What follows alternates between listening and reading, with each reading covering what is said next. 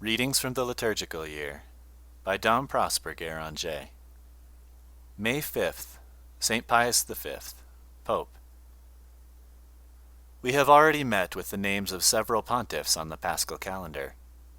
They form a brilliant constellation around our risen Jesus, who during the period between his resurrection and ascension gave to Peter, their predecessor, the keys of the kingdom of heaven. Anicetus, Soter, Pius, Cletus, and Marcellinus held in their hands the palm of martyrdom. Leo was the only one that did not shed his blood in the cause of his divine master.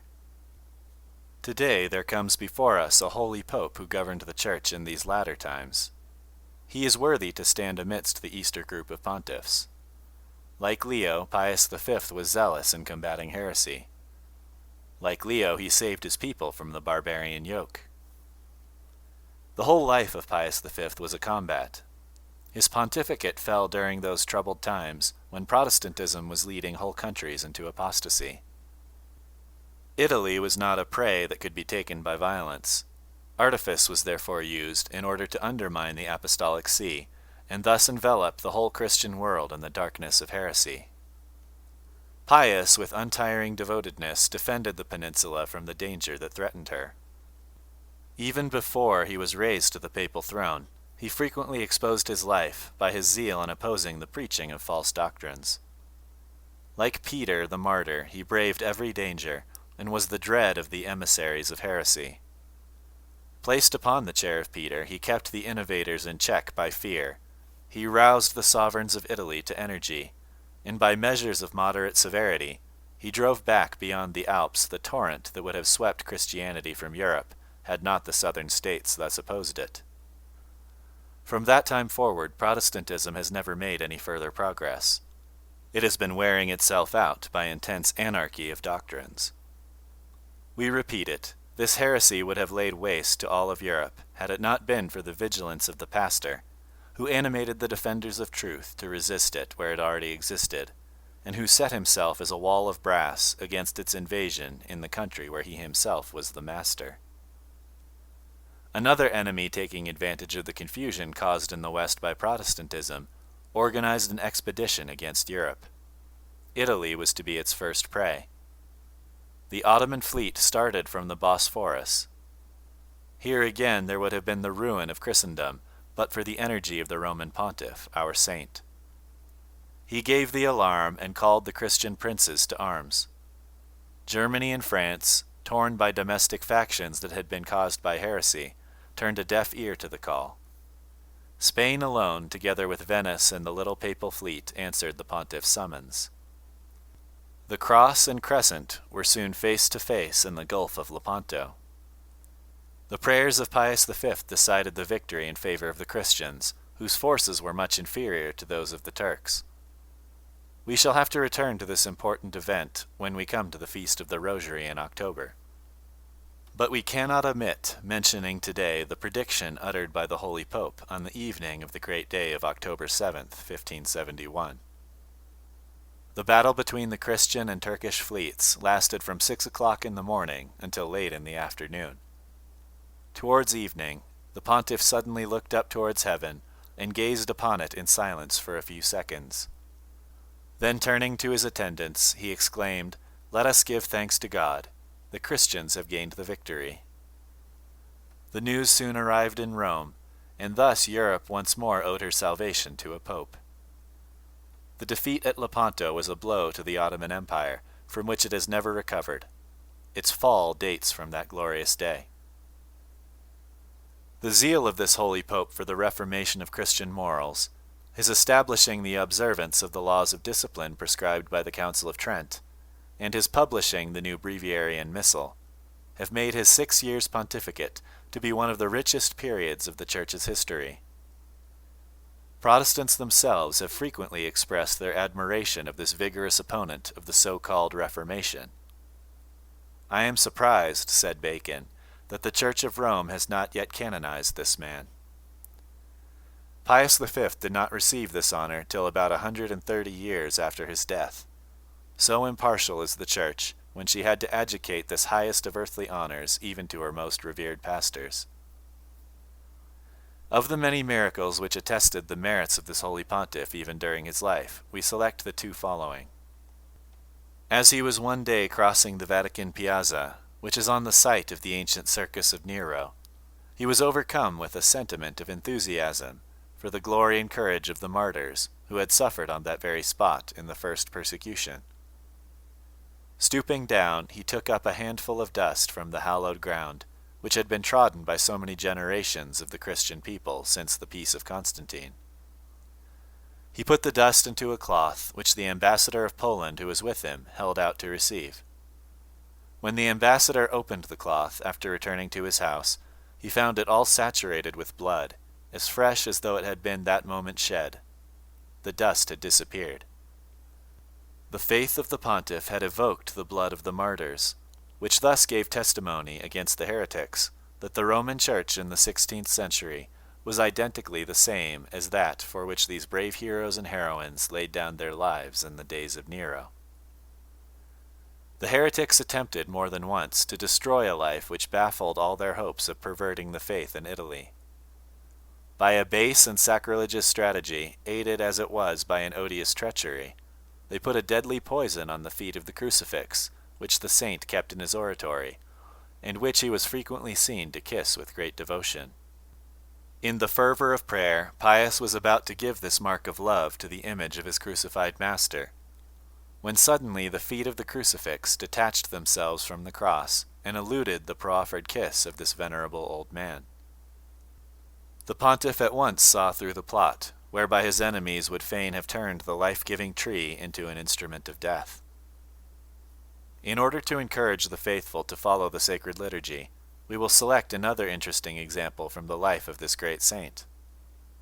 When lying on his bed of death, and just before breathing his last, he took a parting look at the church on earth, which he was leaving for that of heaven.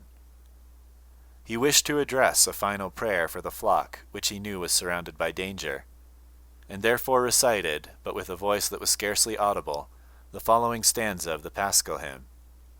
We beseech thee, O Creator of all things, that in these days of paschal joy thou defend thy people from every assault of death. Let us now read the eulogy of the saintly pope of modern times as given in the Divine Office. Pius was born at Bosco, a town in Lombardy, though his parents were the Ghisleri, a noble family at Bologna.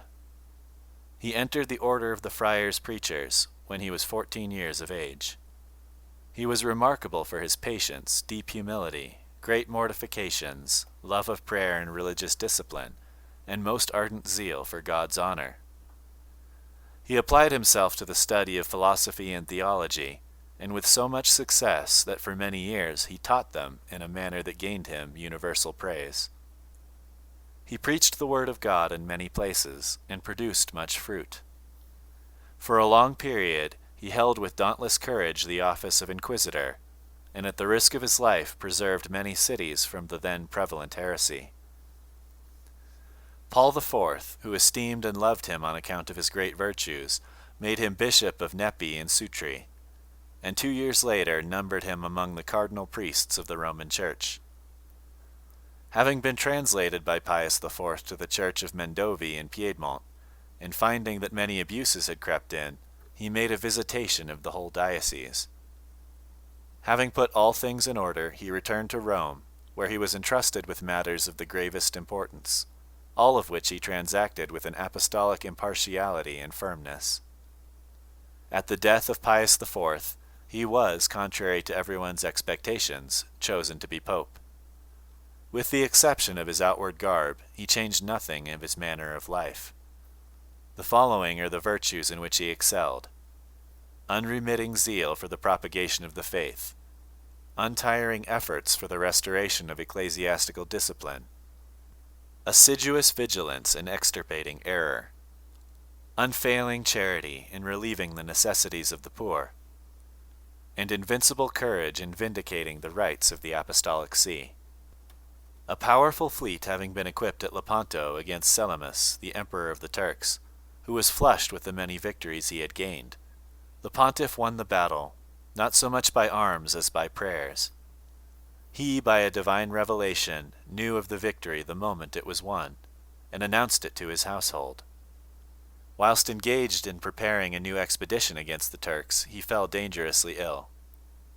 He suffered the most excruciating pains with exceedingly great patience. When his last hour approached, he received the sacraments according to Christian practice, and most calmly breathed forth his soul into God's hands in the year 1572. And in the 68th year of his age, after a pontificate of 6 years, 3 months, and 24 days. His body is honored by the devout veneration of the faithful. It lies in the church of St. Mary Major. Through his intercession, many miracles have been wrought by God, which being authentically proved, he was canonized by Pope Clement XI. O Pontiff of the living God, thou wast while on earth the pillar of iron and the wall of brass spoken of by the prophet. Thine unflinching firmness preserved the flock entrusted to thee from the violence and snares of its many enemies. Far from desponding at the sight of the dangers, thy courage redoubled, just as men raise the embankments higher when they see the torrents swell. By thee the spread of heresy was checked. By thee the Muslim invasion was repelled, and the haughty crescent humbled. God honored thee by choosing thee as the avenger of his glory and the deliverer of the Christian people. Receive our thanks and the homage of our humble praise. By thee were repaired the injuries done to the Church during a period of unusual trial. The true reform, the reform that is wrought by authority, was vigorously applied by thy strong and holy land. To thee is due the restoration of the divine service by the publication of the books of Holy Liturgy. And all these glorious deeds were done in the 6 short years of thy laborious pontificate. Hear now the prayers addressed to thee by the Church militant, whose destinies were once in thy hands. When dying, thou didst beseech our risen Jesus to grant her protection against the dangers which were threatening her. Oh, see the state to which licentious error has now reduced almost the whole Christian world. The Church has nothing left to her wherewith to make head against her countless enemies, save the promises of her divine founder. All visible support is withdrawn from her. She has been deprived of everything except the merit of suffering and the power of prayer. Unite, O Holy Pontiff, thy prayers to hers, and show how unchanged is thy love of the flock of Christ. Protect in Rome the chair of thy successor, attacked as it is now by open violence and astute hypocrisy. Princes and peoples seem to have conspired against God and his Christ. Disconcert the schemes of sacrilegious ambition and the plots of impiety, which would fain give the lie to the word of God. Avert by thine intercession the scourges which are threatening Europe, that has become ungrateful to the Church and indifferent to the attempts made against her, to whom they owe all they have. Pray that the blind may see, and the wicked be confounded. Pray that the true faith may enlighten those numberless souls that call error truth and darkness light. In the midst of this dark and menacing night, thine eyes, O Holy Pontiff, discern them that are the faithful sheep of Christ. Bless them, aid them, increase their number. Engraft them to the venerable tree which dieth not, so that they may not be drifted by the storm. Get them docility to the faith and traditions of Holy Church. It is their only stay amidst the tide of error, which is now threatening to deluge the whole world. Preserve to the Church the holy order, in which thou wast trained for the high mission destined for thee. Keep up within her that race of men, powerful in work and word, zealous for the faith and sanctification of souls, of which we read in her annals, and which has yielded saints such as thyself. And lastly, O Pius, remember that thou wast once the father of the faithful. O continue to be so by thy powerful intercession, till the number of the elect be filled up.